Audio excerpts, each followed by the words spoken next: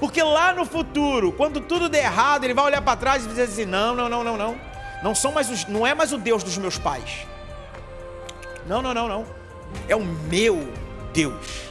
E quanto mais forem crescendo, as experiências vão ficando maiores, nós alcançaremos lugares maiores, a profundidade aumentará, mas o nosso papel é conduzir os nossos filhos para esse lugar. Porque no final do texto, Paulo ele diz qual é a motivação de tudo isso. Não é alcançar uma carreira vitoriosa, não é alcançar um lugar de referência financeira ou geográfica, seja lá qual for. O objetivo, como ele diz no versículo 17, é para que o seu filho se torne um homem de Deus.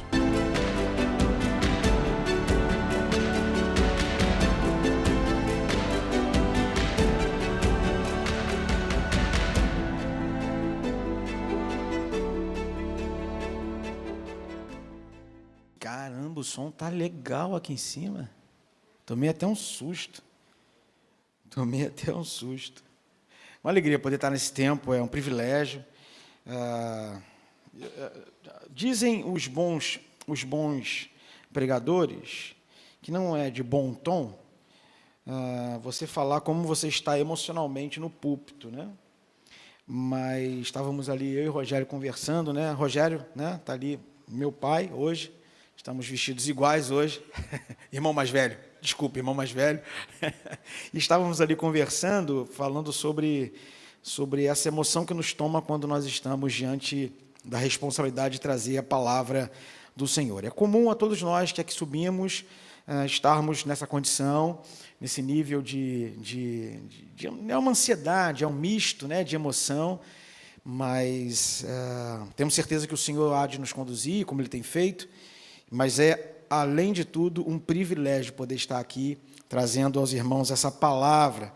Quero agradecer mais uma vez ao meu pastor pela honra de ceder o púlpito e também pelo convite dos homens e poder estar pela primeira vez aqui compartilhando a palavra com vocês num tema tão bom, né? Falar da paternidade de Deus, falar da paternidade sobre os nossos filhos, sendo eles nossos filhos de carne, né? Ou de sangue, na verdade, e os filhos espirituais. Então, é um privilégio poder estar aqui. E, enfim, vamos iniciar nosso bate-papo, compartilhando aqui um pouquinho da palavra do Senhor. Nós vamos meditar no texto de 2 Timóteo, capítulo 3. Eu não vou ler um versículo específico, nós vamos passear ali pelo finalzinho do capítulo 2, capítulo 3, mas focando principalmente dos versículos 10 ao versículo 17. Mas nós iremos ali, passo a passo, meditar sobre esse texto, entender o que a palavra de Deus tem para nos compartilhar nesse tempo. Então, mantenha a sua Bíblia aberta, mantenha ela aberta nesse texto, 2 Timóteo, capítulo 3, versículo de 10 a 17. Fala sobre pai. O tema da mensagem hoje é tal pai, tal o filho. Fazendo aqui uma brincadeira com a frase, né? Tal pai, tal o filho, entendendo aqui qual é a nossa relação, não só com esse texto, mas com essa paternidade que nos alcança pelo filho. E eu poderia ter escolhido qualquer texto, né? Temos muitos textos bíblicos que apontam na direção da paternidade sangue. Mas eu preferi escolher um texto que não trata especificamente, diretamente, sobre essa questão do pai, né? Do pai que gera o filho ali, mas como sangue. Mas escolhi um texto que é também uma fala de um pai para um filho, de Paulo para o seu filho na fé, Timóteo. E olhando dessa forma, a gente consegue não só olhar para as relações de paternidade, familiar, mas também olhar para a nossa paternidade espiritual, que nós geramos na vida daqueles com quem nós nos relacionamos. Estou olhando aqui a irmã Márcia falou sobre isso também, né? Tem falado muito sobre isso. Mas, enfim, Paulo, quando começa a escrever esse texto a Timóteo, a segunda carta, Paulo começa ali no finalzinho do capítulo 2. Paulo olha para Timóteo Sabemos que Timóteo, quando assume a igreja ali, é uma igreja difícil, não é uma igreja fácil. Se nós formos ler ali o texto de 1 Timóteo, nós vamos perceber o nível do desafio que o jovem Timóteo assume.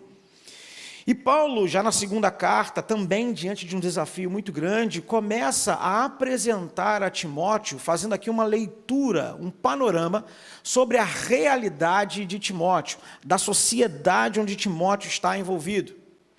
Timóteo está numa sociedade onde muitas pessoas estavam colocando heresias no evangelho pregado por Paulo e no evangelho pregado também por Timóteo.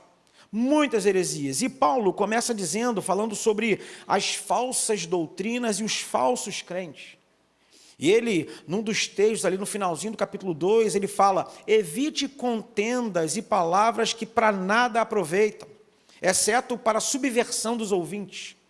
Participar de rodas de conversa, e naquela época as discussões nas praças sobre determinados temas era muito comum. Então, Paulo exorta Timóteo a não vivenciar esse tipo de prática, porque traz muito mais confusão do que ajuste, do que melhora na vida daqueles que ouvem. E Paulo continua alertando Timóteo, dizendo: evite falatórios profanos e inúteis. Paulo olha para Timóteo, um jovem Timóteo, já com um pouco mais de experiência, mas percebe que Timóteo ainda está inserido num ambiente que é muito hostil à sua presença, muito hostil ao Evangelho.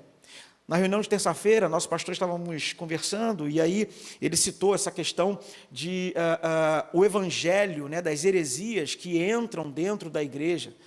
Os grandes conflitos que existem dentro da igreja não estão relacionados a confrontos diretos, mas a heresias que são pregadas, sutis, que parecem não fazer muito estrago, mas que quando começamos a refletir, pensamos e percebemos o quanto problemático é não conhecermos a palavra e não estarmos firmados na palavra do Senhor. Pequenas coisas que são citadas, pequenas coisas que são colocadas fazem um estrago tremendo. E Paulo olha para Timóteo e diz como um filho: meu filho, tome cuidado com esses ambientes. Não entre nessas conversas, não fique batendo boca, se preocupe em pregar o Evangelho. Mais à frente, Paulo, ainda olhando para essa sociedade, Paulo começa ali a discorrer, a começar a ensinar e dizer para Timóteo o tamanho da dificuldade que ele iria enfrentar, ou que ele já estava enfrentando. E ele diz, apresenta para Timóteo uma sociedade corrompida, e ele diz quais são as características dessa sociedade. Nos últimos dias sobrevirão tempos terríveis. Os homens serão egoístas, avarentos, presunçosos, arrogantes, blasfemos, desobedientes aos pais, ingratos, ímpios, sem amor pela família, irreconciliáveis, caluniadores, sem domínio próprio, cruéis, inimigos do bem, traidores, precipitados, soberbos, mais amantes dos prazeres do que amigos de Deus, tendo aparência de piedade, mas negando o seu poder. E aqui vai mais um conselho de Paulo: afaste-se destes também. A impressão que eu tenho quando olho esse relato, o relato de um homem maduro que olha a sociedade e conversa com seu filho, a impressão que eu tenho é que eu estou lendo o jornal de hoje pela manhã. De tão concreto que é, de tão atual que é ler esse relato da sociedade onde Timóteo estava inserido. E por si só, quando nós olhamos a realidade do que foi dito para Paulo e vemos que hoje a sociedade está do mesmo jeito, por si só, nós, quanto pais, devemos ficar abismados, preocupados, porque esse é o ambiente onde os nossos filhos estão inseridos. Este é o ambiente onde cada um de nós está inserido. Esta é uma carta para a realidade. E se você, quanto pai, quanto mãe, não fica estarrecido e preocupado com esta realidade, onde os seus filhos estão inseridos, eu não sei mais o que irá te preocupar. Porque isso por si só já deve nos impulsionar, já deve nos orientar a entrarmos em desespero. e cuidarmos cada vez mais dos nossos filhos, orientá-los cada vez mais. Por si só, este relato já mostra para cada um de nós qual é o nosso nível de preocupação e o que de verdade deve tomar conta de nossos corações e mentes. Por muitas vezes, quando olhamos a realidade social, sabemos que os nossos filhos, e nós também somos atacados, mas hoje o foco principal é esse. Os adolescentes, os jovens, os nossos pequeninos são atacados por essa realidade. E vejo, por muitas vezes, pais se preocupando com outras questões que não necessariamente estão relacionadas a um crescimento espiritual, a um aprofundamento do conhecimento da palavra. Por muitas vezes, vemos pais preocupados com a formação educacional do seu filho em detrimento do crescimento espiritual dos seus filhos.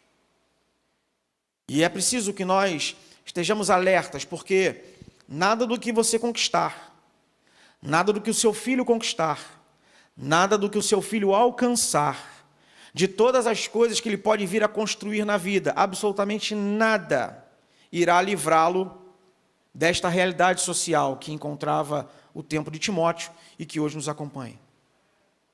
Aquilo que vai livrar os seus filhos desta realidade é o conhecer da palavra, é o aprofundamento na verdade bíblica. É a única coisa, e na verdade, a primeira coisa com que nós devemos nos preocupar. E é por isso que esse alerta de Paulo, ele é tão tremendo, porque Paulo poderia, e aí agora talvez eu entre em alguns assuntos que estão muito em voga, né? Porque eu estava falando essa semana com alguém, não lembro quem, há pessoas que escrevem determinadas coisas sobre a Bíblia, né? E parece que elas zeram o jogo. Há um autor, né, chamado Marcos Telles, e ele fez uma discografia, né, junto com texto, pregação, chamada Amato Timóteo. E parece que ele zerou o jogo desse texto, né? Então, provavelmente, daqui para frente, eu cite algumas coisas que podem parecer que eu estou citando essa discografia. Mas isso não é verdade, tá? Pode ser que sim, pode ser que não. Mas estou citando a Bíblia e aquilo que a Bíblia está dizendo. Ele também fez um excelente trabalho, então, só para vocês poderem saber. Então, Paulo, quando ele olha para essa situação, essa realidade, ele sabe exatamente o que Timóteo precisava saber. Ele aponta na direção exata de qual era a necessidade do crescimento de Timóteo. E o texto aponta em várias direções. Paulo poderia dizer muitas coisas, mas ele foca naquilo que de verdade irá mexer com a espiritualidade, o crescimento na palavra de Timóteo. E então, Paulo, depois de tudo isso, ele começa ali no versículo 10 e no versículo 11, dizer quais são as coisas que Timóteo precisa olhar. O que Timóteo de verdade precisa fazer para lidar com todo esse ambiente onde ele está inserido. E é mais uma vez um conselho de um pai preocupado com o seu filho, sabendo da responsabilidade desse filho, mas também sabendo aonde esse filho está inserido. E eu quero dizer para você, pai, nessa noite, que você não é o Superman. Você não é o Superman. E você vai entender por quê. Paulo, no versículo 10, ele começa a dizer para Timóteo: mas você sabe muito bem o que eu ensino, como vivo e qual é o meu propósito de vida. Conhece a minha fé, minha paciência, meu amor e minha perseverança. Quando olho esse texto, eu fico imaginando Paulo dizendo para Timóteo, com toda a autoridade, falando o seguinte: olha, você conhece a minha fé, você conhece a minha perseverança, você conhece o meu amor. Porque Timóteo andou durante muito tempo com Paulo, então ele sabia de verdade quem era Paulo. Mas é numa autoridade que Paulo afirma e diz: olha, você sabe quem eu sou. E quando eu olho essa figura de um pai que diz para o seu filho e que corrige o seu filho, eu por muitas vezes vejo a minha relação com meus pais. A minha geração, ela tinha uma característica de que seus pais nunca erravam. Nunca erravam. Erravam, mas diziam que não erravam. E era interessante, porque eu não me lembro qual foi a vez em que eu corrigi o meu pai. Eu não ousava fazer isso. E eu acho que quem é da minha idade aqui, mais ou menos, sabe do que eu estou falando. A gente não ousava corrigir o nosso pai. A gente até pensava. A gente até saía com raiva, arrastando o pé. Bater porta nem pensar. Mas arrastando o pé a gente arrastava. E se a gente por acaso fosse ouvido reclamando, nossos pais diziam assim: está reclamando de quê aí? Nada não, pai. Mas por que isso acontecia? Porque era uma outra geração, era uma forma de compreensão. Os pais, quando nós descobríamos alguns erros que os nossos pais cometiam, demorava muito tempo. Hoje em dia, se eu falo alguma coisa errada para o meu filho, ele pega o telefone, pai, aqui está dizendo que é outra coisa. A velocidade é diferente. Mas o que isso gerava no nosso coração, e pelo menos gerava no meu, e demorei um tempo para ser curado disso e ter uma compreensão mais amplificada, é porque quando eu olhava para os meus pais, e orava para o meu pai, principalmente, que é o foco hoje como pai, e via um ser perfeito, e via um ser que não cometia erros, e via um ser que andava num caminho e sempre acertava, porque essa era a percepção que eu tinha. E, na verdade, os meus pais faziam questão disso. Dificilmente passavam problemas e dificuldades para nós, quanto filhos. É uma cultura, é uma outra época. Mas o grande problema é que eu, quanto adolescente, mudando a minha cabeça, tentando entender o mundo a partir de uma outra perspectiva, eu olhava para esse pai e eu não me reconhecia.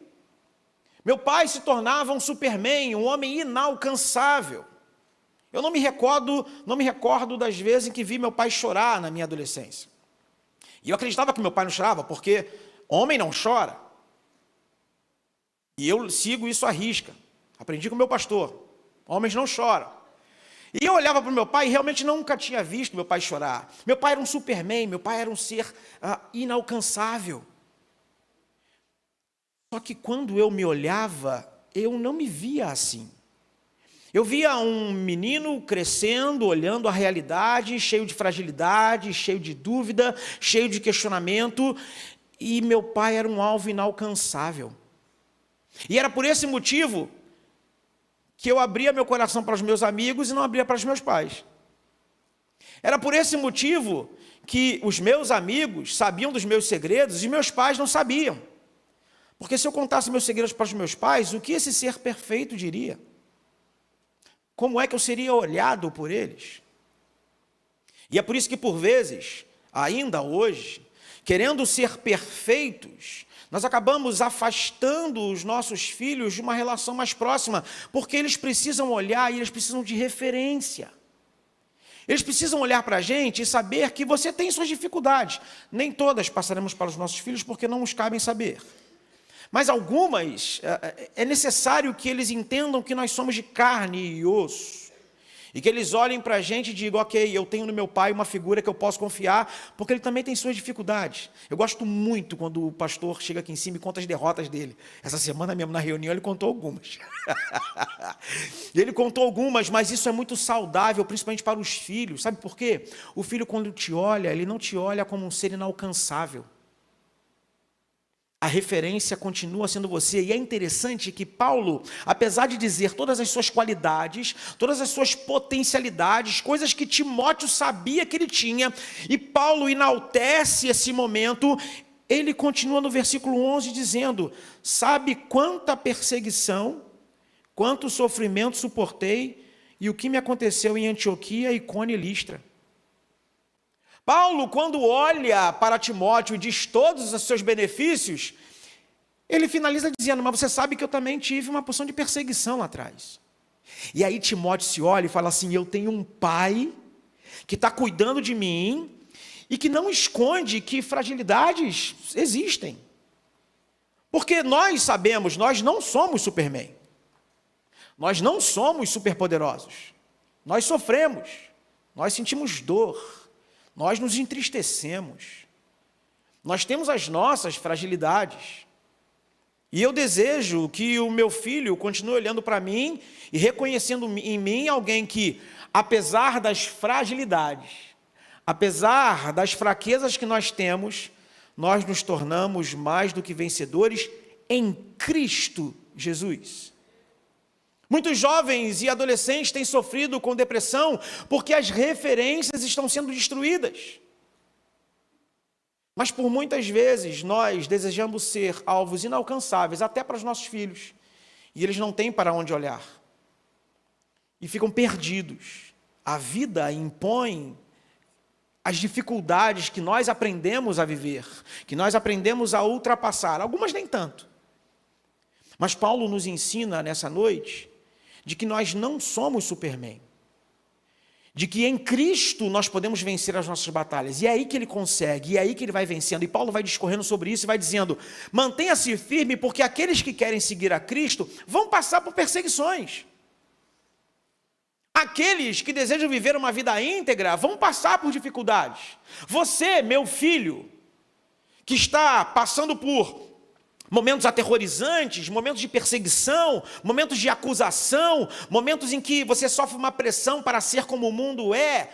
Essa é a fragilidade pela qual você passa, mas saiba que a todo tempo, enquanto você permanecer em Cristo, Ele há de te sustentar, porque me sustentou nos meus momentos de fraqueza e irão te sustentar também.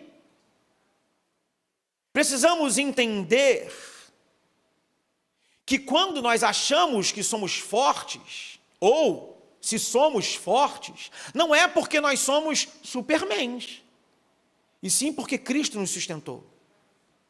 Quantas vezes você compartilhou com o seu filho uma fraqueza espiritual que você tem? Quantas vezes você compartilhou com o seu filho, talvez uma tentação pela qual você esteja passando, mediante, obviamente, as idades de cada filho, né? Mas quantas vezes você mostrou uma fragilidade para que teu filho te olhe e fale assim: pai, você passa por isso? E aí você diz: filho, eu passo por essa e tantas outras, mas o Senhor há de dar a vitória em todas elas. Porque aqui não está em xeque aquilo que você pode fazer sozinho, mas aqui está em xeque aquilo que você pode fazer por Cristo, apesar das suas fragilidades. E então, Paulo continua, a partir desse movimento, a partir dessa percepção que ele dá para Timóteo, de entender que ele sim é Paulo, mas tem fraquezas, tem dificuldades, passou por problemas, mas que Cristo deu a vitória. Ele diz para o seu filho, e agora um anúncio direto para esses filhos e para esses filhos que aqui estão, ele diz o seguinte: você, porém, deve permanecer fiel àquilo que lhe foi ensinado. Sabe que é a verdade, pois conhece aqueles de quem aprendeu. Desde a infância lhe foram ensinadas as sagradas escrituras, que lhe deram sabedoria para receber a salvação. E a segunda coisa que eu quero que você entenda nessa noite é que a experiência sustenta. A experiência sustenta. Eu uma vez ouvi um pregador chamado, eu não vou lembrar o nome, esqueci o nome dele, mas enfim, era um pregador americano, e ele estava num bate-papo, né, tipo um podcast, conversando com outro pastor, e ele bateu nesse papo e tal, e aí o rapaz fala assim: conta aquela história de Samuel e Eli. E aí ele diz assim: bem, a diferença de Samuel e Eli é porque Eli, ele conseguia conhecer Deus, ele sabia quem era Deus, ele reconhecia Deus, mas ele não era mais capaz de ouvir Deus.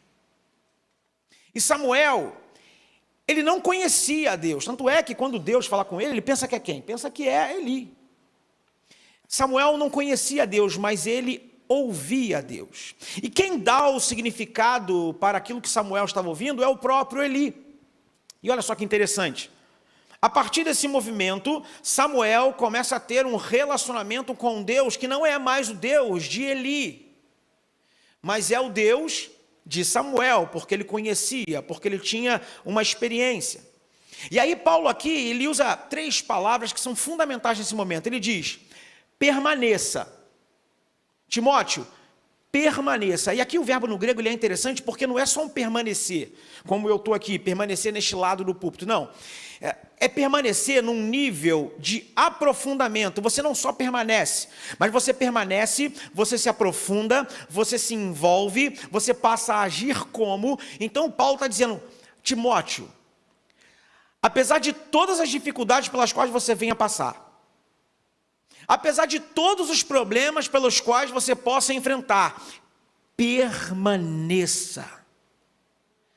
A lição que a gente precisa entender nesse início aqui, com Paulo falando para o seu filho amado,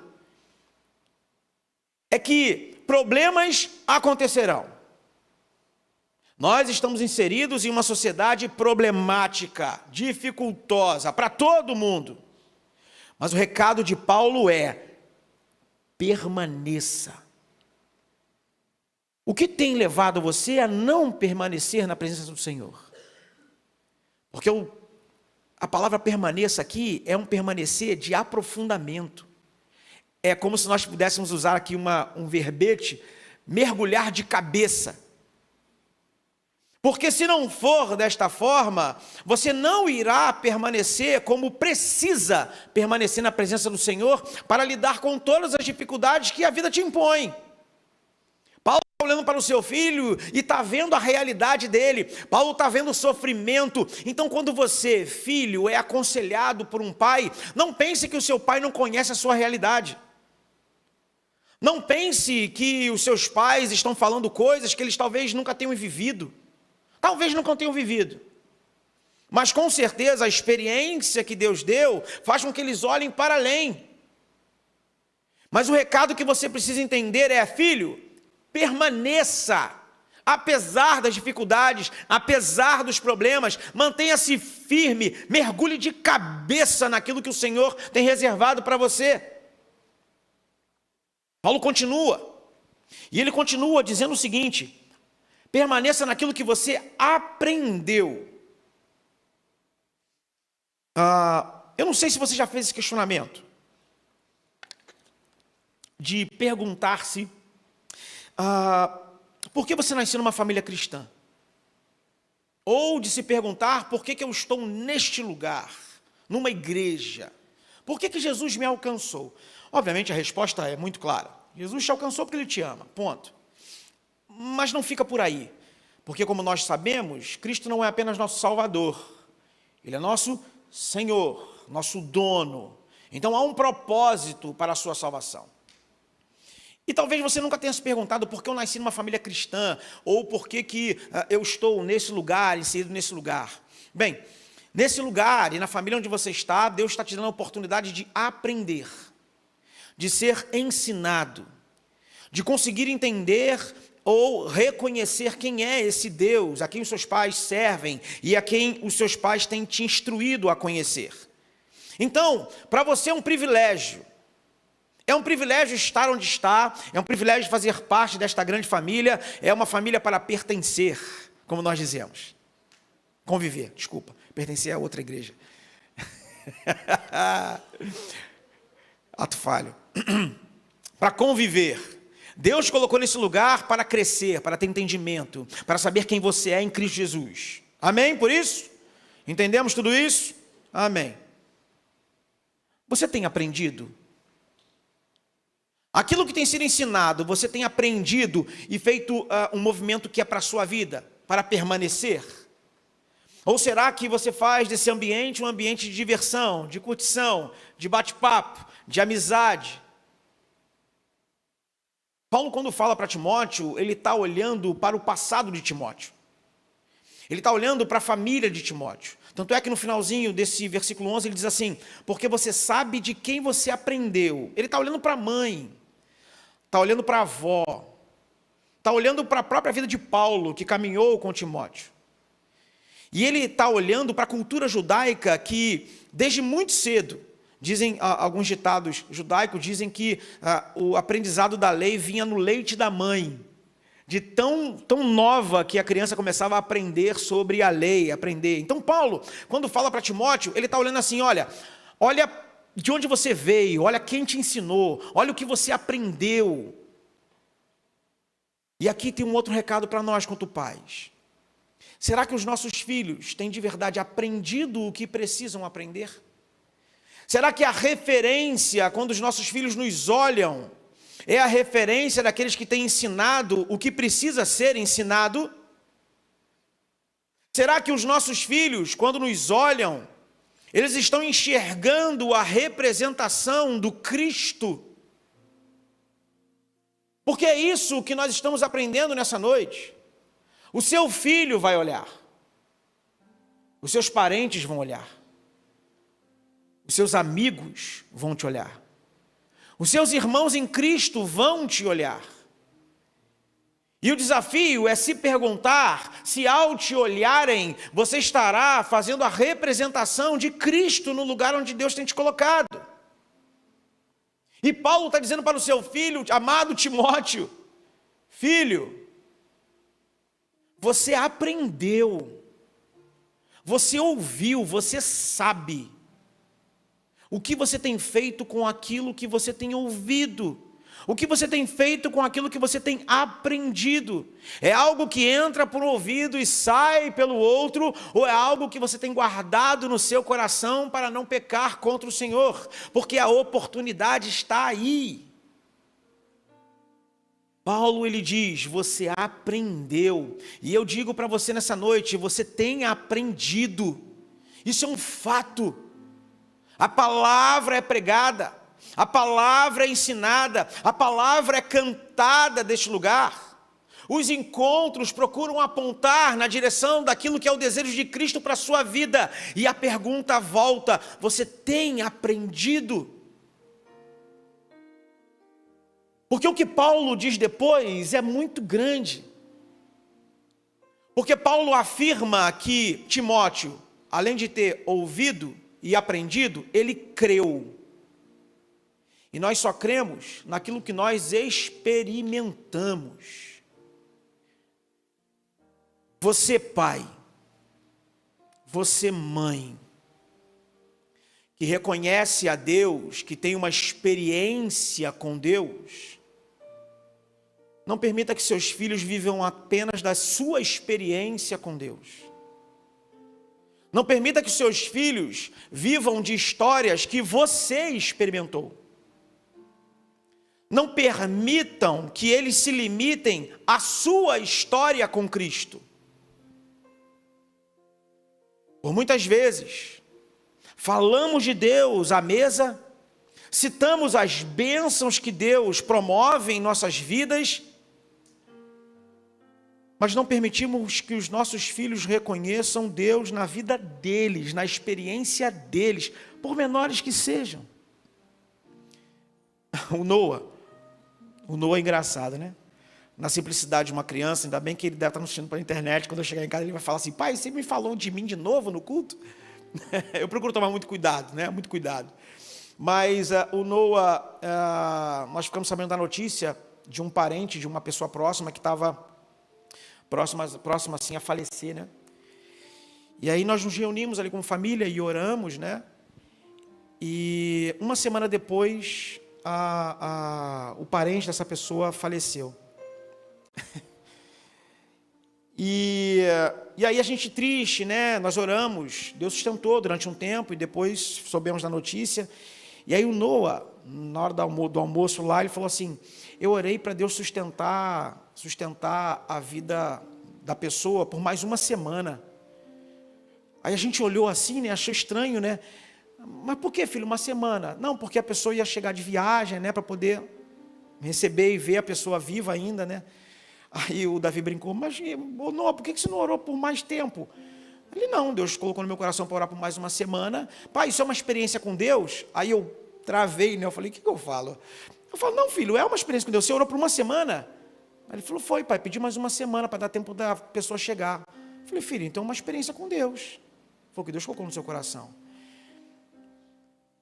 Num outro momento, ou numa outra circunstância, com certeza nós diríamos, né, com toda a convicção, é uma experiência com Deus.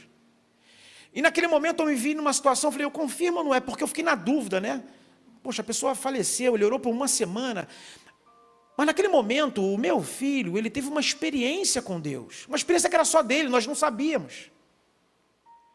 Mas se eu diminuo, ou se eu não valorizo, o meu filho continuará vivendo das experiências que eu tenho, e que eu compartilho, ou que a mãe tem e compartilha. Quanto pais, nós não estaremos na vida dos nossos filhos para sempre. O nosso papel, quanto pais, é anunciar o evangelho para os nossos filhos, sabendo que, como o pastor nos falou, já estão salvos, são filhos de herança. O nosso papel é só apontar na direção certa, e a gente erra ainda, né? A gente ainda erra, mas é o nosso papel, porque essas crianças, elas são herança do Senhor, e é por isso que eu acho tão belo quando no apresentar de uma criança nós oramos, não só pelo pai e pela mãe, mas nós oramos pelos tios, pelos avós, porque são pessoas que participarão do crescimento do seu filho. Tome cuidado com as pessoas que você traz para sua casa. Tome cuidado com as pessoas com que os seus filhos se relacionam. Tomem cuidado com isso, porque essas pessoas farão parte da vida dessas crianças, desses adolescentes, desses jovens. Mas o nosso papel principal, quanto pais que reconhecem a voz de Deus, é dizer: filho, isso é uma experiência, porque quando o nosso filho ouve, quando ele aprende e ele crê com a experiência sustenta. Porque lá no futuro, quando tudo der errado, ele vai olhar para trás e dizer assim: não. Não é mais o Deus dos meus pais. Não. É o meu Deus. É o Deus com quem eu tenho experiência.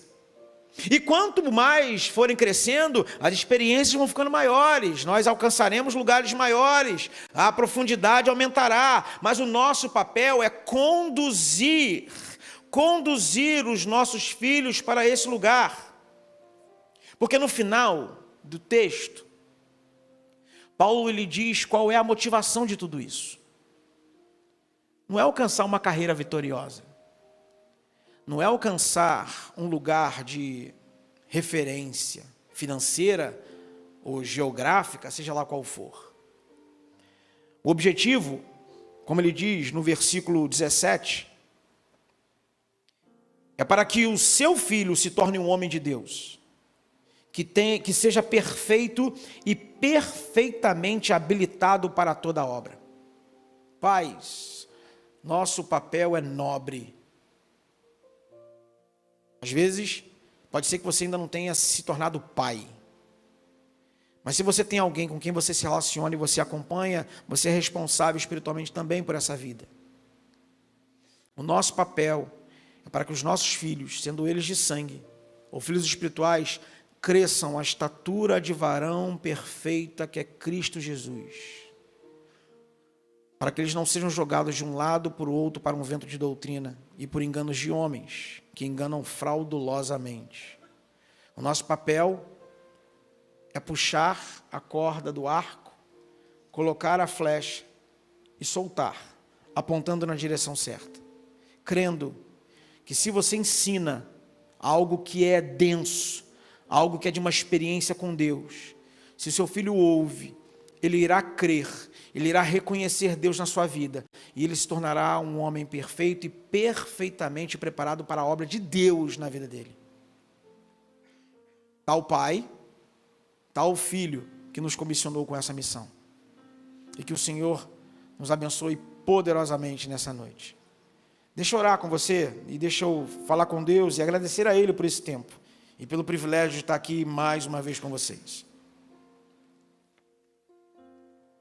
Pai, em nome de Jesus, nós te glorificamos e te exaltamos. Obrigado, Pai, pelo privilégio que o Senhor nos concede de aprendermos com a Tua Palavra, de refletirmos sobre a Tua Palavra, mas pelo privilégio que o Senhor nos concede também de sermos abençoadores de vidas.